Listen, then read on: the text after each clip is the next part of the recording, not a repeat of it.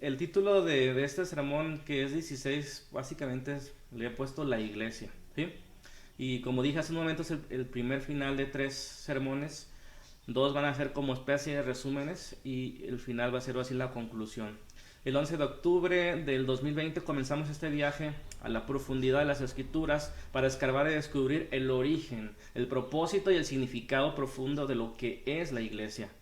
No comenzamos por Hechos 2 ni con el diccionario en la mano, sino por Génesis 1 y buscando en las historias que Dios nos cuenta. El resultado, a mi percepción, de esta serie ha sido muy bueno, más de lo que yo esperaba. Me siento afortunado de que Dios nos hable, de que Dios tenga cuidado de nosotros, de que seamos parte de la iglesia. La serie podemos dividirla en 3 partes, en la que los primeros 4 sermones estuvimos hablando acerca del origen de la iglesia, basado en el Antiguo Testamento, cómo esa iglesia prototípica tenía un ADN y una esencia y un sistema en la que funcionaba, en la que Dios se comunicaba con ellos. La segunda parte de 6 sermones tiene que ver con la visión de la iglesia, la visión del reino de Dios, ¿verdad? Hacia dónde se dirige la iglesia, cómo es la relación entre Dios y la iglesia, sus alcances y sus metas. Y la última parte de otros 6 sermones tiene que ver con la misión, que aborda el propósito definitivo de Dios y las formas en cómo la iglesia se está organizando para alcanzar aquello por lo cual fue alcanzada. ¿Cuál es el origen de la iglesia? Esa es la primera pregunta de esa primera parte del sermón. El día de hoy vamos a ver esas 2 primeras partes de las 3 las que les acabo de hablar, el origen y la visión, ¿sale? Respecto a la iglesia, la serie que estamos llevando. ¿Cuál es el origen de la iglesia? Y la primera pregunta pudiera ser un poco capciosa, ¿no? ¿Es Hechos 2 el inicio de la iglesia con la venida del Espíritu Santo? Y aquí podríamos contestar que sí, pero yo les he estado enseñando en esta serie que el origen de la iglesia no puede comenzar allí, sino mucho más atrás. Y esta gran pregunta la resolvimos en los primeros 4 sermones, ¿verdad? Que es la primera parte de este sermón. Entonces, la primera parte es el origen. Y el primer inciso que quiero describir para explicar esos primeros 4 sermones, lo importante que son, hermanos, la primera inciso o conclusión es que no se trata de la iglesia. Curiosamente, si vemos qué es la iglesia, su propósito y su origen, lo primero que debemos poner como cimiento, una de las primeras piedras es que no se trata de la iglesia, es que no se trata de nosotros, sino de algo más grande, de un proyecto más amplio. Se trata de la misión de Dios. La iglesia tiene sentido y existe solo por y para la misión de Dios. Dios diseñó este proyecto por fases en el que se fue aclarando, avanzando y acercando de poco a poco a la humanidad. Este proyecto lo conocemos como el reino de Dios. El reino de Dios que estuvo lejos en un momento, hoy está cerca. La iglesia no es el reino, es parte esencial del reino. Si el reino pudiera expresarse como una empresa, la iglesia es el personal de esa empresa, ¿sí? Y esto nos llega al inciso B de este primer punto. El prototipo, el ADN y la esencia, ¿verdad? Que son los primeros 3 sermones. Y ahí decíamos que todo proyecto inicia con un prototipo, ¿sí? Con una construcción de algo que será más grande o más profundo. Es importante entender que nunca se tratará de un pase al cielo o, en el caso de Adán, de permanecer en el paraíso, sino, escuchen bien mis hermanos, esto es fundamental. ¿De qué se trata esto? De una relación de amor genuino, ¿sí? Sin amor no tiene mucho sentido una relación. Y la relación entre un pueblo de personas y Dios solo puede iniciarse a través de la fe. Sin fe es imposible acercarse y agradar a Dios, porque esto no sería amor. Así que el prototipo para cualquier pueblo de Dios en cualquier tiempo, en la antigüedad o en el presente o en el mañana, hermanos, será una relación de amor que inicia por la fe. El amor y la fe es entonces ese prototipo de la iglesia, del pueblo de Dios. Si existe esto, el amor y la fe, entonces hay una relación genuina. Por lo cual el hombre que se relaciona con Dios por el mero contacto con su presencia y está cercano a Él, hermanos, ya está capacitado para reproducir la bendición de Dios. Ese es el ADN que Dios nos transmite como su imagen y semejanza. La naturaleza primordial de Dios, aunque no la podemos explicar, hermanos, es el amor. Por lo cual, cuando Dios se relaciona, bendice. Digámoslo así, no puede evitar bendecir. Todo lo que Dios toca, lo bendice. Por lo cual, cuando un pueblo se une en fe, es bendecido. La cercanía de Dios, o como bíblicamente la conocemos, su presencia y su gloria, es la esencia de la iglesia. Es la parte que no puede faltar para que tenga sentido, propósito y fuerza. Tal como un perfume, que le puedes cambiar la presentación, el disolvente o el fijador, pero nunca su esencia, no la puedes tocar. Sin el Espíritu Santo de Dios en medio del pueblo, ese pueblo no puede ser considerado como iglesia, ¿sale? Y esto nos lleva al tercer inciso de este primer punto, el sistema operativo que llamamos aquel sermón número 4. Hasta aquí todo bien, todo queda claro, pero hay un problema. ¿Cómo puede el hombre en su estado de debilidad y pecado convivir con un Dios santo? En el Edén era sencillo, Dios se paseaba y andaba con ellos, pero por el pecado, que en cierta medida o en cierta manera ayudó a que la gracia fuera evidente, por el pecado el hombre debería entender que la independencia de Dios y estar lejos de su presencia no puede conseguir lo que Dios ofrece en el paraíso. No siempre los hombres lo entendieron así. Los descendientes de Caín escogieron erigir su propia torre al cielo, mientras que los descendientes de Set invocaron a Dios. En otras palabras, oraron. Descubrieron que después de Génesis 13 existe una forma de encontrarse con Dios. Mediante la oración Dios se dejó encontrar, se puso cercano al ser humano. Por eso dice la Escritura que todo aquel que invoque el nombre del Señor será salvo.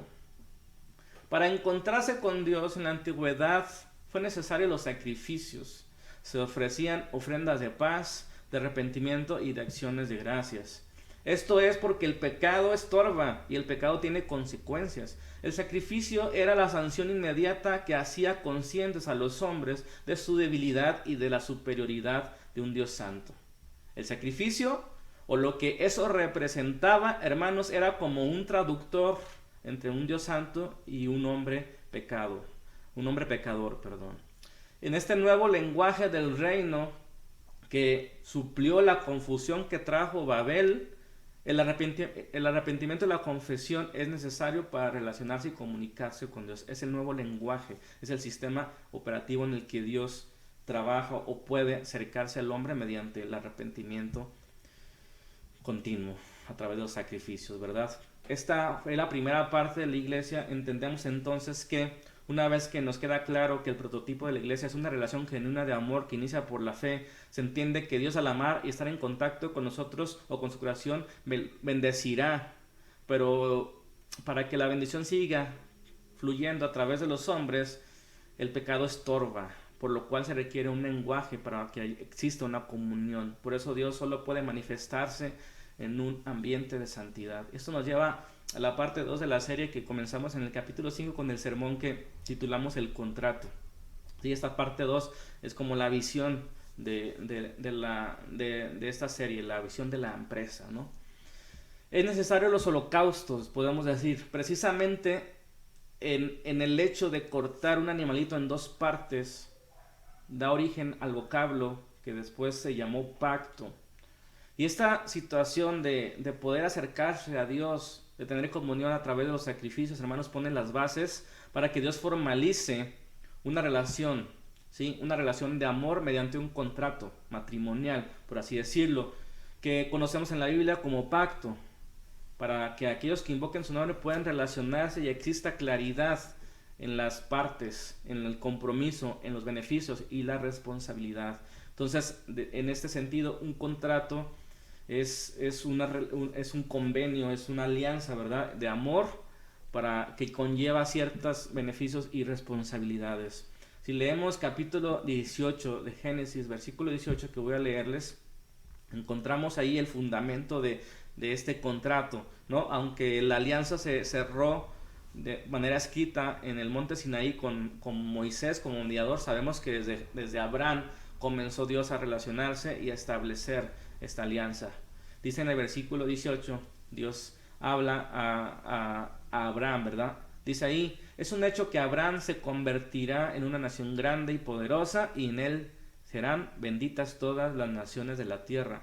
Yo lo he elegido para que instruya a sus hijos y a su familia a fin de que se mantengan en el camino del Señor y pongan en práctica lo que es justo y lo que es recto. Así el Señor cumplirá lo que ha prometido, hermanos. ¿Ok? Todo se resume entonces a una relación de amor. Y conocemos de antemano lo que dice el gran mandamiento, y es el resumen de toda la escritura antigua, que es el amor a Dios y el amor al prójimo. Si Dios nos eligió y se relaciona con nosotros, reconocemos que es lo mejor que nos pudo haber pasado en la vida, pero ¿no es este privilegio también una responsabilidad? Y en el versículo 18 nos responde, ¿verdad? Es un hecho que Abraham se convertirá en una nación grande y poderosa, y en él serán benditas todas las naciones, ¿sale?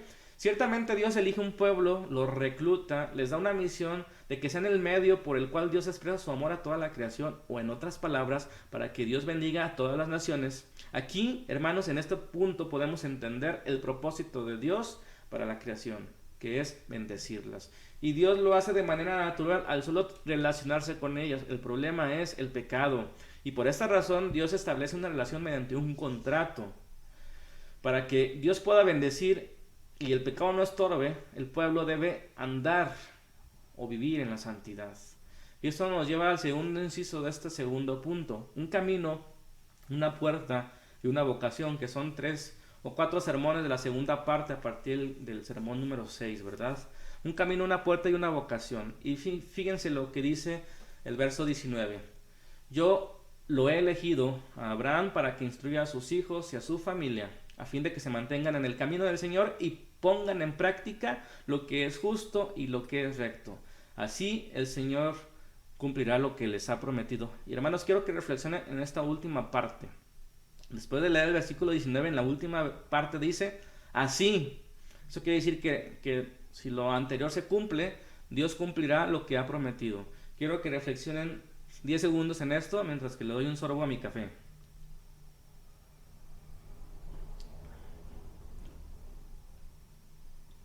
¿Ok?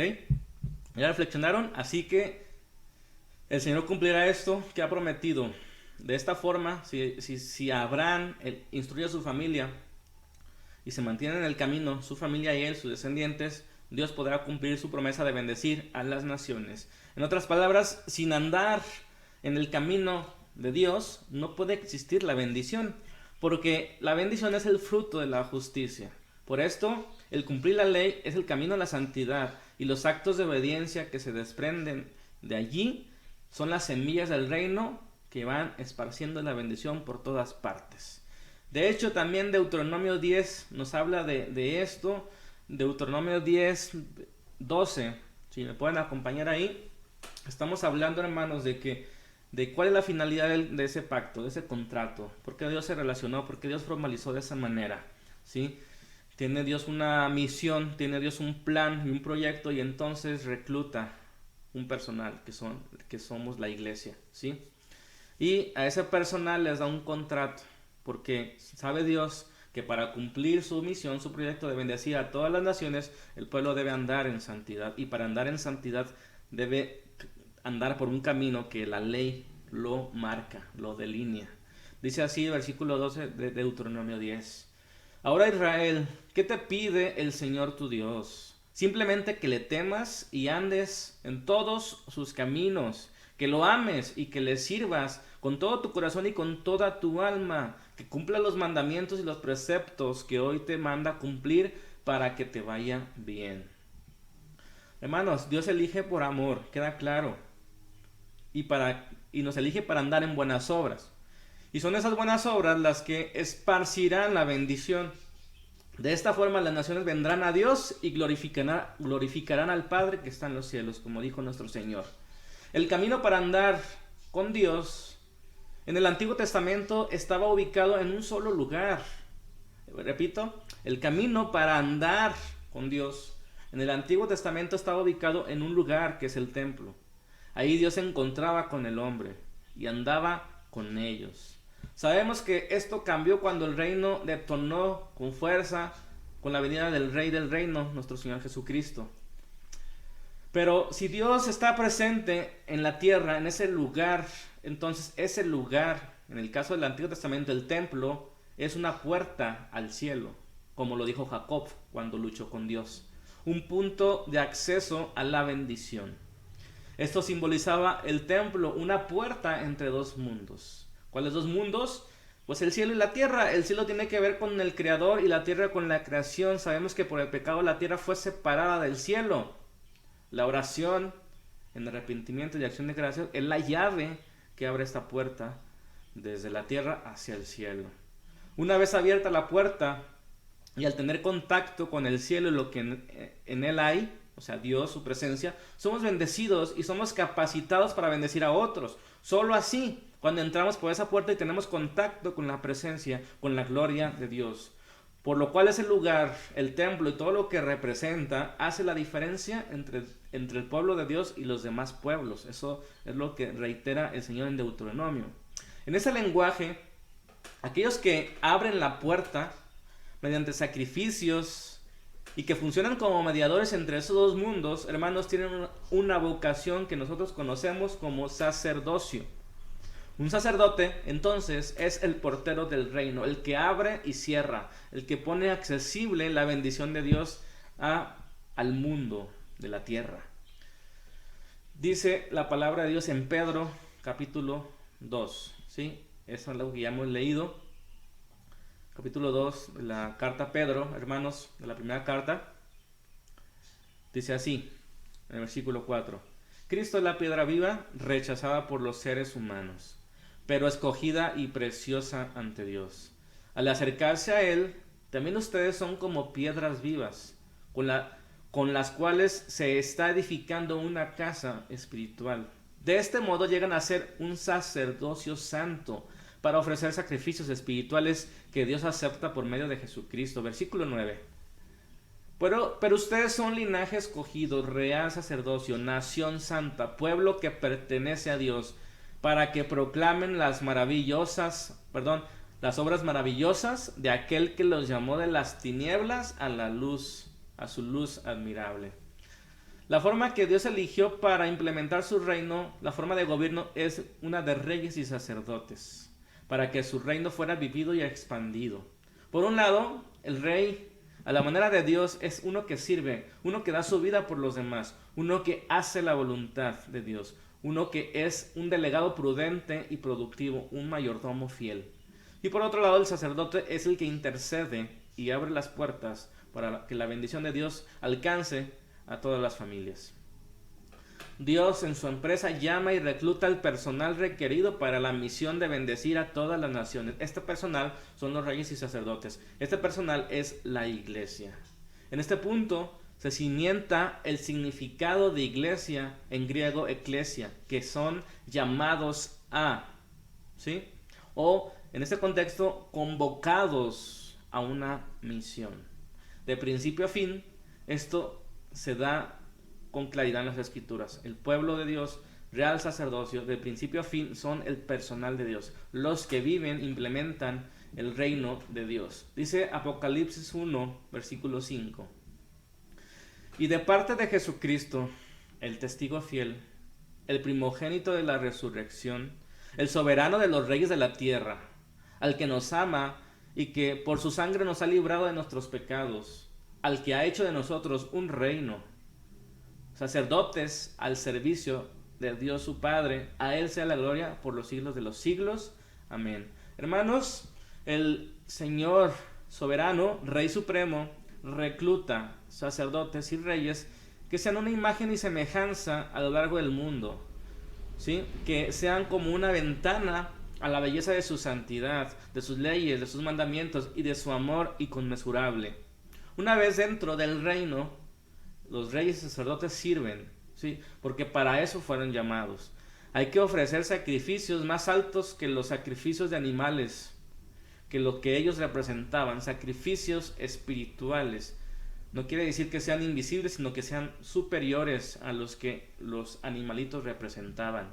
De este modo, dice el apóstol Pedro, llegan a ser sacerdocio santo para ofrecer sacrificios espirituales que Dios acepta por medio de Cristo.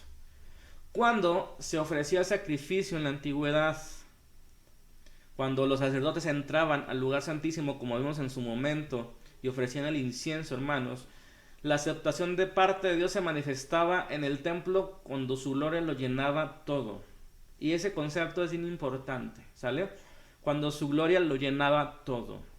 Entonces, la finalidad de ofrecer sacrificios espirituales es que la presencia de Dios se manifieste en el lugar donde se invoca el nombre de Dios, en el lugar donde se hace la voluntad de Dios.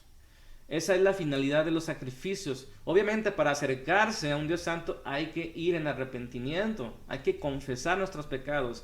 Era lo que los sacrificios representaban y simbolizaban, ¿verdad?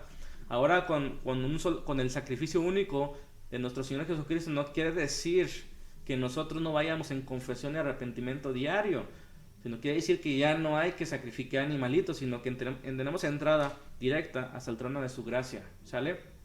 Pero es importante que entendamos que cuando nos acercamos a Dios a tener contacto con Él y tenemos contacto con Él, ahí surge y explota su bendición, su gloria se manifiesta.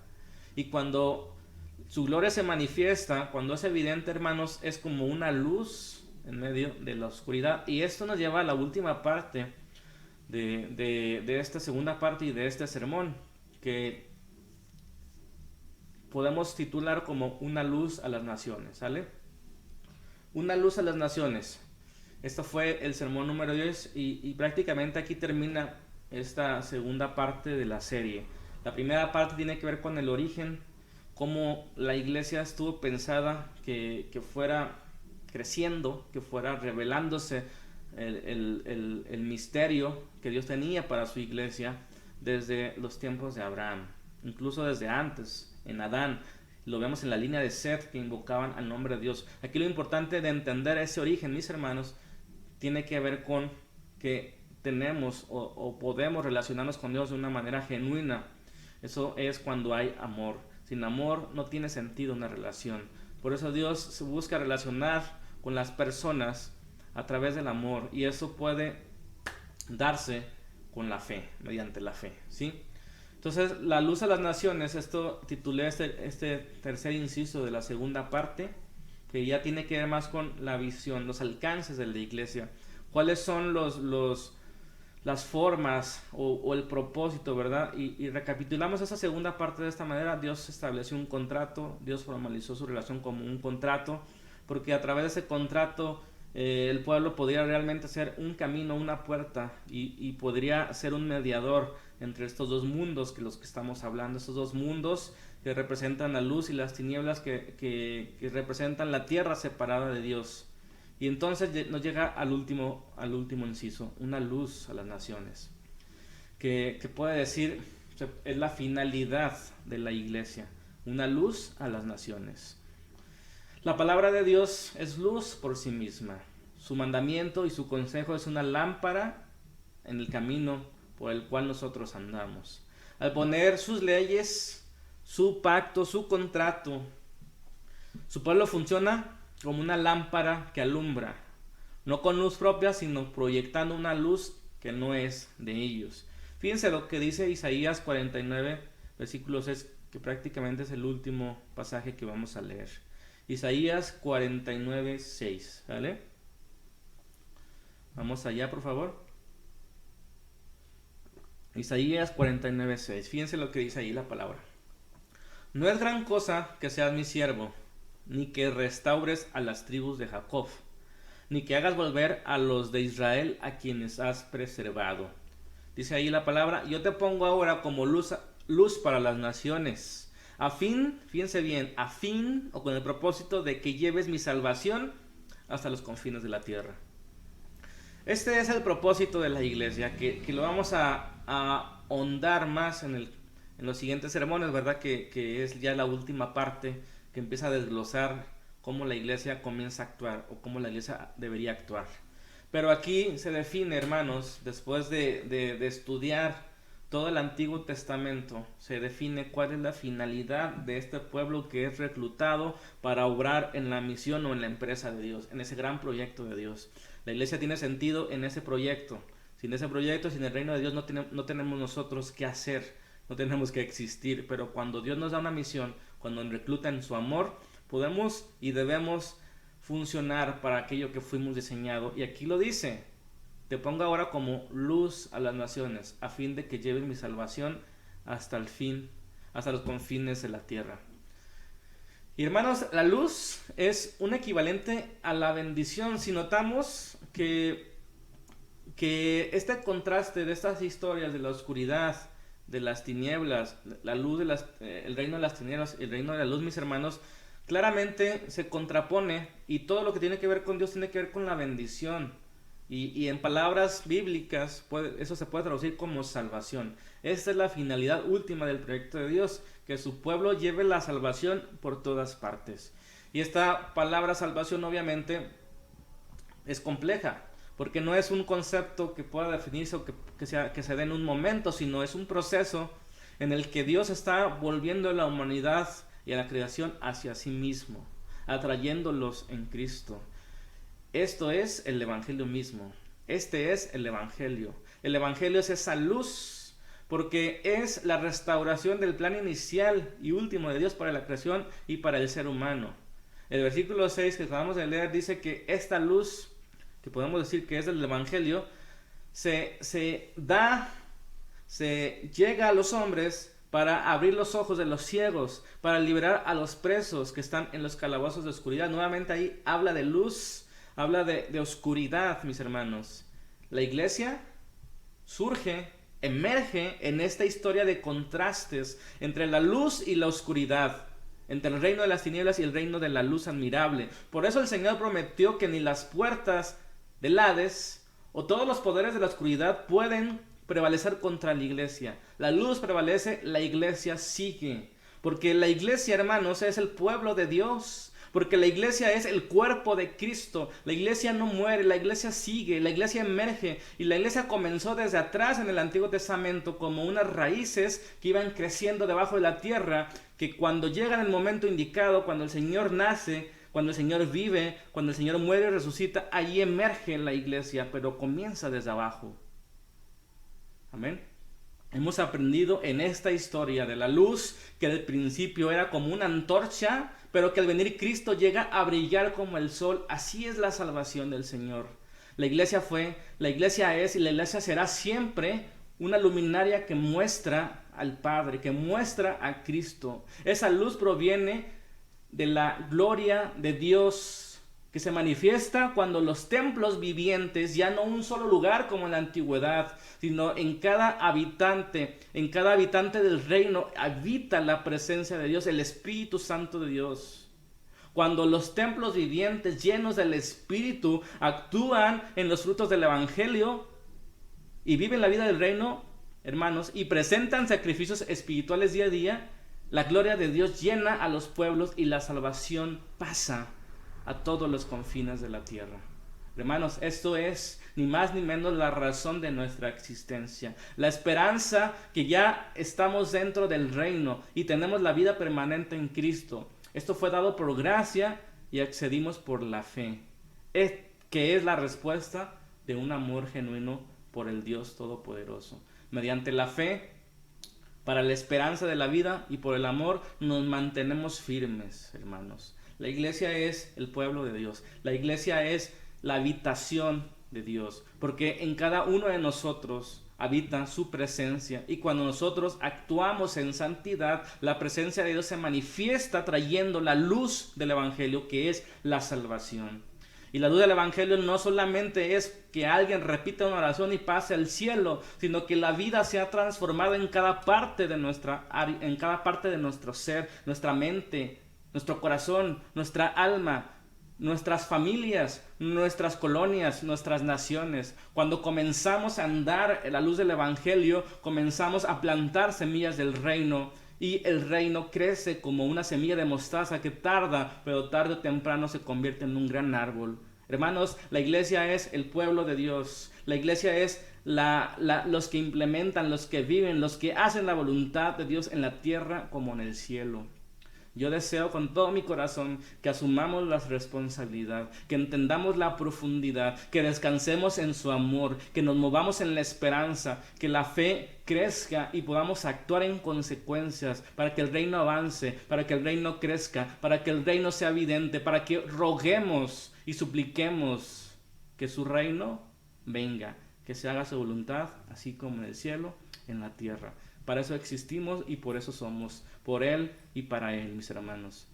Deseo con todo mi corazón que podamos asumir, hermanos, esta responsabilidad, este privilegio tan grande, y que te goces en la salvación, que te goces en la vida eterna. Cualquier sufrimiento, cualquier adversidad, cualquier oscuridad será mitigada por la luz del Evangelio, la esperanza que nos mueve. Nada nos puede detener, ni la vida, ni la muerte, ni peligro, ni espada, ni enfermedad. Nada puede separarnos del amor que es en Cristo Jesús. Y eso nos mueve, y eso nos hace fuertes, y eso nos hace seguir, y eso nos hace pensar, reflexionar, crecer como iglesia, organizarnos de mejor forma.